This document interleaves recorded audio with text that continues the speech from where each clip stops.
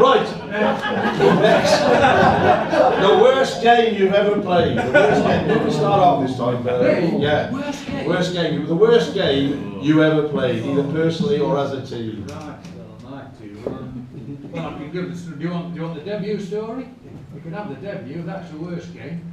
It's in the Guinness Book of Records. It's not because I played it, but it's absolutely true. At Buxton, we played Lancashire at Buxton, Derbyshire versus Lancashire. They weren't a very good side, Lancashire, at the time.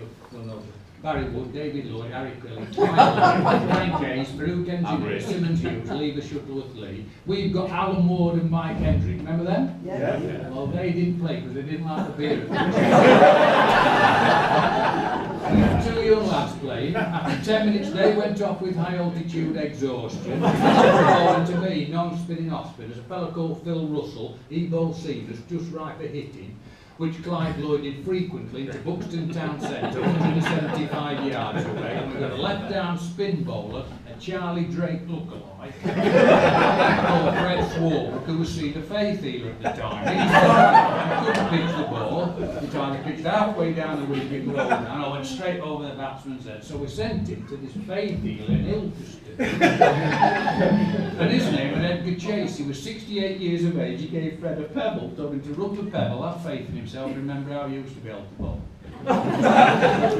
455 for one. Fred, come and have a bowl at Clive, get your pebble rubbed, have some faith, let's see what happens. No matter where you pitch it, he's going to hit it anyway. Come and have a go. Fred swore, rubbed the pebble, ran into bowl with faith, let the ball go, and it landed in the nettles.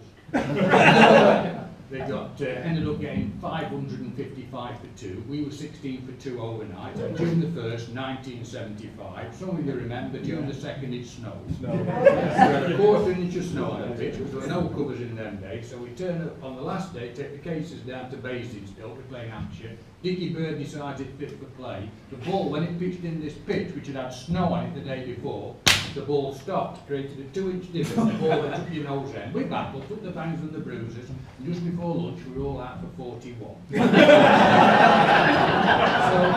we sat in the changing room, had a bit of ham and lettuce, a few tomatoes, and waited for it. Knock on the door, 6'4" West Indian, back again lads. No, follow on Clive, thanks a lot, can't we? Clive, shall we all come at once to save time? Twice in about 83 we got. We lost by the biggest margin. Instead of a bad game, we lost by the biggest margin in county cricket. It will never ever be beaten. They 4 days, they can play 24 days. Not beat this, we lost by an innings from 450.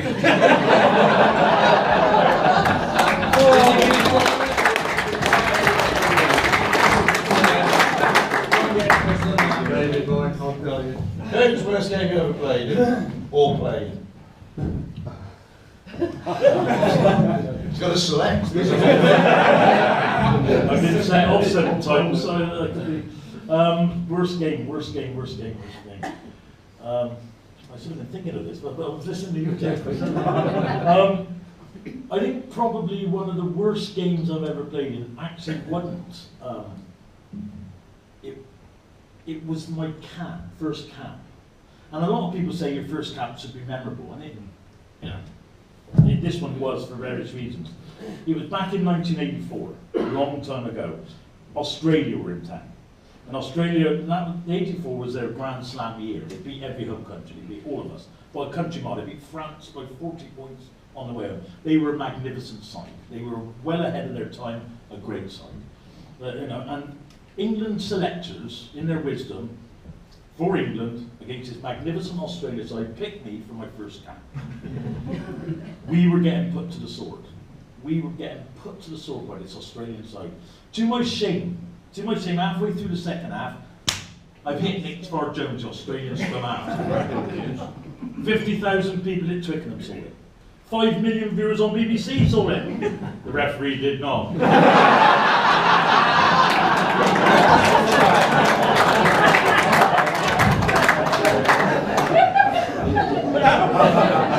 Next line out, the ball was tapped down to me and I had a little run of about 4 or 5 yards, which frankly was about me limit. And a big Argentinian prop called Enrico Rodriguez, who emigrated to Australia for his rugby, put a couple of little stitches in the back of my head. Fair call, fair call. he had been waiting to do me. Bang. So he had a go at me. But the reason I hit Nick Farr-Jones wasn't the fact that he was a great player. It was just he was an annoying little twat. He was one of these players that talked all game, and he knew he upset me. You imagine it, ladies and gentlemen, no matter what nationality you are, you're playing for your country for the first time, in front of 50,000 Englishmen, you've got the red rose on the chest for the first time, you're so proud. 60 minutes earlier, you sang your anthem to your stand-in, your president, and I think Prince Charles was there right in front of my eyes, in that atmosphere. And this is why I hit Nick Farr-Jones. Because 60 minutes after all that happening, he ran past me on my debut in front of my own crowd, and as he ran past me, he said, "Come on, fatty, catch you up."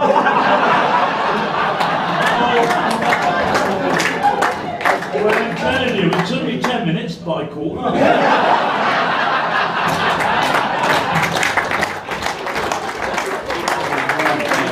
Anyway, that's the worst game because they banned me for about 12 caps. John, your worst game?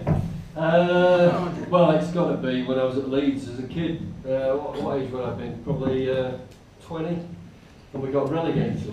And it's one of those things that as a kid you don't appreciate, you don't understand the ramifications of, i.e.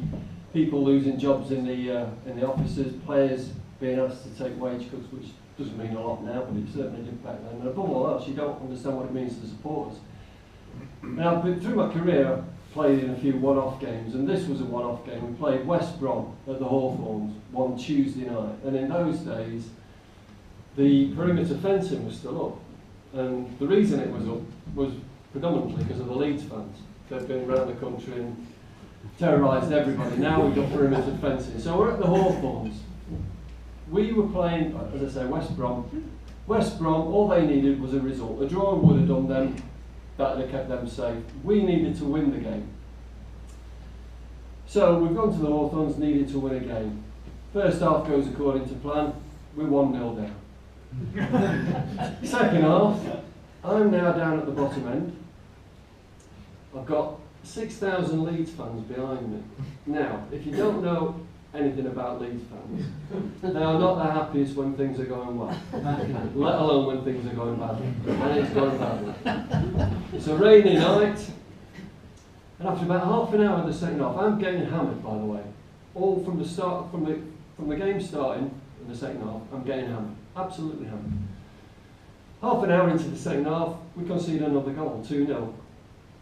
Catches Eddie Graham's shin, own goal, 2-0. Now, behind me, it is absolute bedlam. I am getting absolutely abused. I look behind me, and I could see the perimeter fences twinkling in the floodlights, and I couldn't quite work out why, and then I realised why.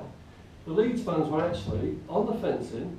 They were rocking the fencing to get the fencing down, to get on the pitch, to get the game stopped. There's police horses, there's stewards, there's dogs, there's everything behind me. The only bit that was vacant was the actual goal itself. The rest of it was absolutely packed. With 2 minutes to go, the ball goes out at the top end. And from behind me, I hear this psst. I look behind me, by the post, police inspector, baton under his arm, pips on his shoulder, Pete Kaplan. He said to me, "Goalie, when that final whistle goes, run like hell." So I did, all the way to Arsenal.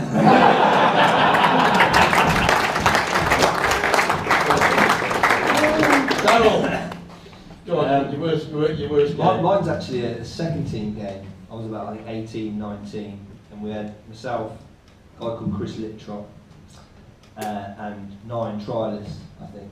We were playing in Moseley against Warwickshire, second ever championship. Damien D'Oliveira, who was coach at the time, says, "Lippy, you're the senior man, 24 years old, you captain the team." I think Lippy said words to the effect that, "I'm not captaining that rubbish." So I got the job.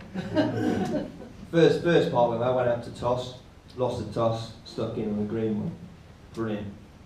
Went out to bat, Warwick at the time had a young South African lad, who weren't bad actually, a guy called Alan Donald, who needed in the second team. I proceeded to dig in for the team. I was out first ball of the game for North. we got bowled out for about 60. We went into the field.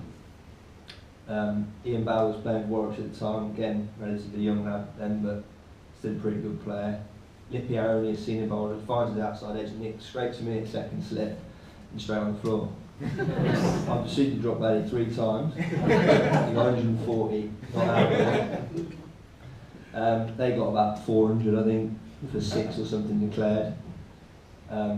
We went back into bat. I proceeded to get 1, I think, second. I didn't get out to Alan Donald though, which was a bonus. And we were about, I don't know, 50 for 5 or something. That was the end of day 1. Unfortunately, we had to go back for day 2. And we, again, probably not quite to Jeff's degree, we lost by about innings and 300, I think it was, or something, in about a day and a half. That was right. So, You remember those days, don't you? Yeah.